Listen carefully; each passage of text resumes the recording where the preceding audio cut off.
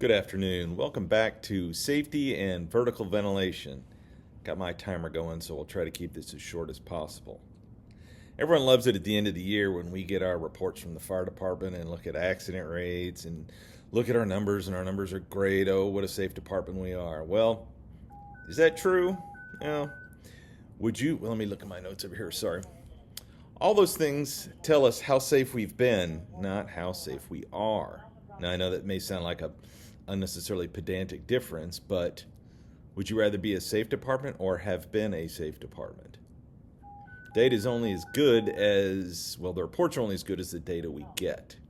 And sometimes we're not getting all the data we could get.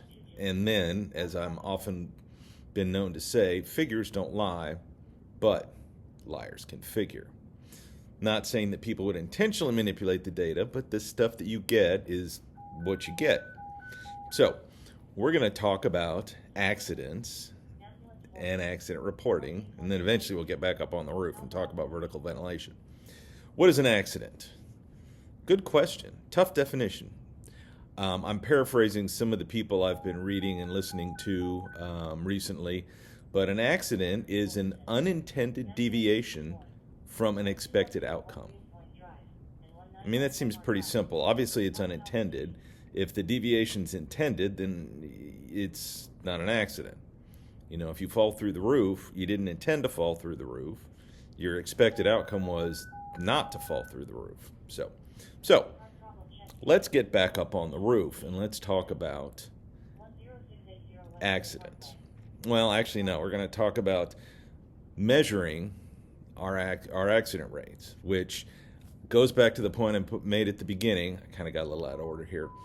You can measure all this stuff and put it in a report, and look how great you've been, but that doesn't make you any safer, because looking to the past doesn't change the future. What we need to do, instead of measuring, in addition to measuring, is monitoring. And that's apparently fairly controversial in some of the New Thought safety circles.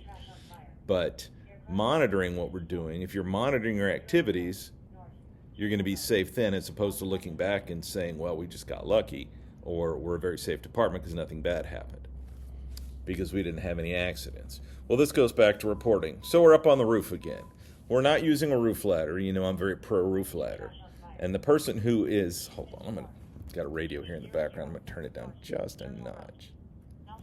Person walking on the roof is going to do the vertical ventilation, and they slip, and they slide a foot or two, and they catch themselves.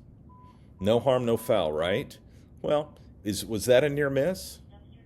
Most people would say no, because nothing bad happened. Well, is the person going to report that as a near miss?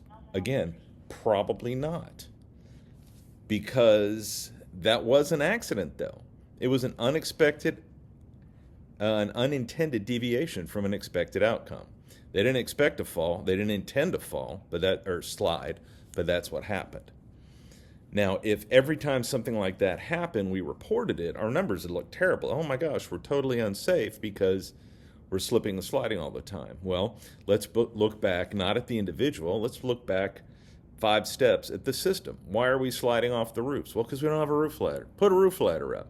That gives that person extra capacity for safety, because you make things safer not by taking away bad things, but by adding good things.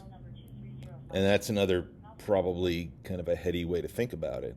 But you're not going to make somebody safer on the roof by taking away the danger of being on the roof. You're going to make them safer on the roof by adding the capacity of a roof ladder.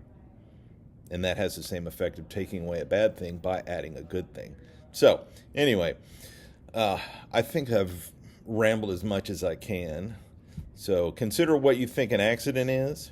And if you have a chance, I've been reading a book called The Field Guide to Understanding Human Error by Sidney Dekker. I'm not quite done with it, but it's really, really good. Next time I'll get a picture up there. So please destroy me in the comments. I'm sure you've got interesting things to say. Be safe, and I look forward to seeing you next time.